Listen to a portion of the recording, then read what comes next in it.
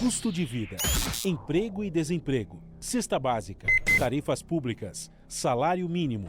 Agora, na Brasil Atual, a análise do DIEESE. E hoje a análise será feita aqui pela Camila Ikuta, ela que é socióloga do DIEESE. Vamos lá, Camila. O DIEESE lança tradicionalmente, sempre no mês de março, um estudo sobre a inserção das mulheres no mercado de trabalho brasileiro. Nesse ano, nós levantamos um conjunto de informações a partir da pesquisa PNAD contínua do IBGE e nós tentamos traçar um panorama sobre como as desigualdades entre mulheres e homens existem nas mais diversas etapas da vida da mulher. Então, nós olhamos desde a questão familiar, né, dos afazeres domésticos, a gente olhou as mulheres que têm filhos, né, como é esse processo de colocar na creche, como isso afeta, né, a inserção, o emprego. Nós olhamos essa própria inserção no mercado de trabalho, então como é a questão da remuneração, dos cargos, né, que ocupam, até o momento da aposentadoria. Então, como as mulheres se aposentam e se existe diferença de remuneração para os homens.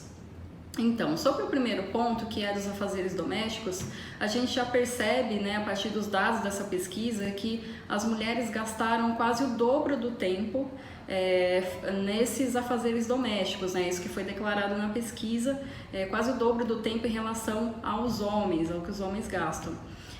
A gente já percebe por aí, né, que é uma questão muito problemática para as mulheres, porque se elas estão gastando o dobro do tempo, isso impede muitas vezes que elas possam se inserir no mercado de trabalho, se manter nele, né? Quando a gente olha também um outro indicador, que é a questão da creche, né? Então, as mulheres que têm filhos na creche e as mulheres que não conseguiram colocar seus filhos na creche, a gente percebe uma questão muito interessante, né? Que das mulheres que têm filhos na creche, quase 70% delas conseguiram um trabalho remunerado, né? Que é esse trabalho formal no mercado de trabalho. E quem não tinha, não teve acesso, né? Não conseguiu colocar esses filhos na creche, somente 40% delas estavam trabalhando dessa maneira. Então, o que a gente percebe disso é que muitas vezes a falta de políticas públicas, né, de educação, de creches, de oferecimento de vagas de creche, pode afetar também a vida das mulheres nesse sentido.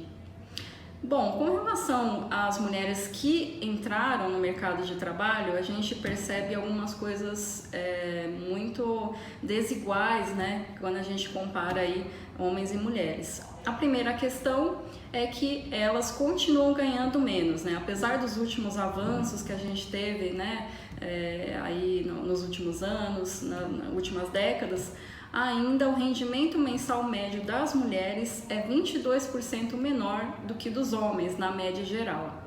Se a gente considera aí todo o país, né, que o Brasil é um país muito desigual, a gente tem diferenças enormes, né, que vão desde 5% a menos lá no Amazonas até 30% a menos se a gente considerar aí o Mato Grosso do Sul, por exemplo. Mas em todos os estados, né, do Brasil existe diferença salarial para a mulher. Essa é uma primeira questão. E quando a gente olha, por exemplo, mulheres que estão no mercado de trabalho, mas estão no mesmo patamar do que dos homens, por exemplo, em relação ao mesmo cargo, né? Mulheres e homens que ocupam cargos de direção, de chefia, a gente foi olhar o que acontece, né? E aí, a cada 10 diretores e gerentes, somente 4 eram mulheres. E mesmo estando no mesmo patamar, mesmo tendo chegado, digamos assim, né, numa mesma posição hierárquica, o rendimento médio delas ainda foi quase 30% menor do que dos homens. Quando a gente olha também, por exemplo, mulheres que têm o mesmo nível de escolaridade do que dos homens, né, mulheres com ensino superior, por exemplo, o rendimento médio também é quase 40% menor do que o dos homens. Muitas pessoas se perguntam por quê, né? Mesmo no mesmo patamar existe essa diferença tão grande. Na verdade, isso se dá por conta da própria trajetória da mulher no mercado de trabalho, que ela é mais instável, né? Como eu falei no começo, muitas vezes a mulher demora para entrar no mercado de trabalho porque ela tem que cuidar da casa, dos filhos, né? Enfrenta a falta de creche. Então, tudo isso vai gerando uma trajetória bem estável da mulher quando ela se emprega. Então, às vezes ela tem que sair, né, se ausentar do emprego para cuidar de outras coisas. E também, quando ela está trabalhando, ela acaba se inserindo em setores como comércio, serviços, né, serviços domésticos, né, são as atividades que mais empregam as mulheres, educação também, né.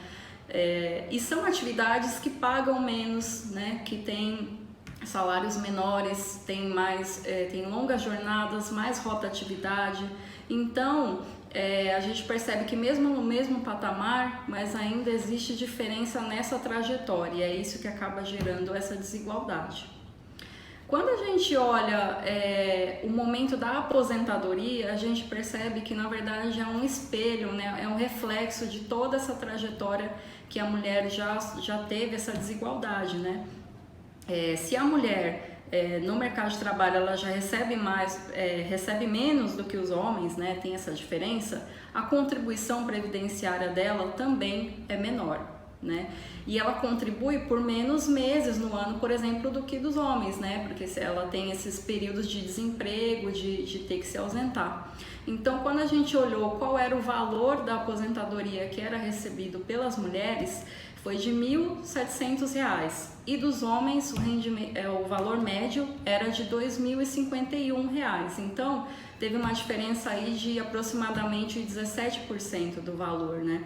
Então, a gente percebe que é um efeito cascata, né? Que vai acontecendo tanto na vida pessoal, de compartilhamento familiar, que tem rebatimento no mercado de trabalho e que tem rebatimento também no momento da aposentadoria. E essa foi a participação especial da Camila Ikuta, socióloga do Diese.